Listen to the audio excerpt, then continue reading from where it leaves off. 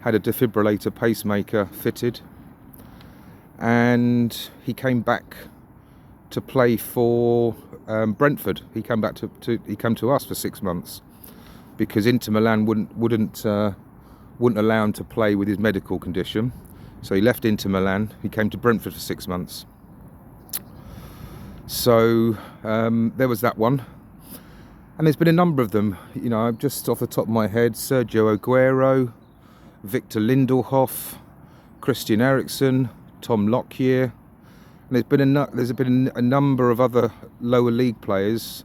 There was one guy for Sunderland that had a heart attack. Can't remember what his name was now. But that was another incident. And I've been trying to ask questions. And I was listening to TalkSport the other day. And there was Jeff Stelling, who used to do Sky Sports on a Saturday, Soccer Saturday, doing all the scores. He's now on TalkSport, sorry. And he's there with Ali McCoist.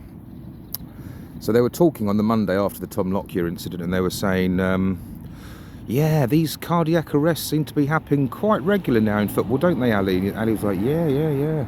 And Jeff asked the question, what do you think's causing these cardiac arrests?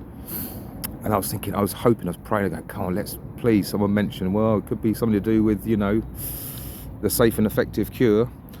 And Ali McCoist's answer was, maybe they're playing too many games, or maybe they're training too hard. So the question really is, does anybody have any ideas why we're seeing lots of cardiac arrests in football? I mean, these football players now, unlike in the 1970s and 1980s when football players notoriously were quite unhealthy, liked to drink, some of them smoked, they didn't have the best diets in the world. When you listen to TalkSport, you even hear Ray Parlour talking about the days at Arsenal with Tony Adams, the drinking culture, the unhealthy regime, until Arsene Wenger come along and completely changed football in this country. He brought in sports scientists, sports nutritionists, completely changed the diet. He stopped them from going out drinking excessively. There was a lot of change in football during the Arsene Wenger period, and that's when Arsenal obviously reigned supreme, the Invincibles, when they won the league and didn't lose a game all season. And of course other clubs and other managers took this on board and also changed the regimes at their clubs and brought in nutritionists, physiotherapists, top sports people, that put in new training regimes, got these football players to supreme athlete status, where they could probably run marathons quite comfortably, and these are well-oiled, supreme athletic human beings we're talking about. We're not talking about unfit, unhealthy people. So what is causing all of these heart attacks, cardiac arrests? And it's not only the players that have been, you know, dropping on the field. We're talking also, there's been a number of cases. I watch football. I've been watching football for probably best part of 40 odd years. And in all the games that I've been to and all the games that I've watched, I can't remember any games being stopped where someone in the crowd has had a heart attack and it's been stopped for a medical emergency. And the only two players that I can remember who had a heart attack on the field of play were Patrice Muamba. That was the Tottenham-Bolton game at White Hart Lane. He was playing for Bolton. Dropped down, had a cardiac arrest, luckily survived. I don't think he played football after that though.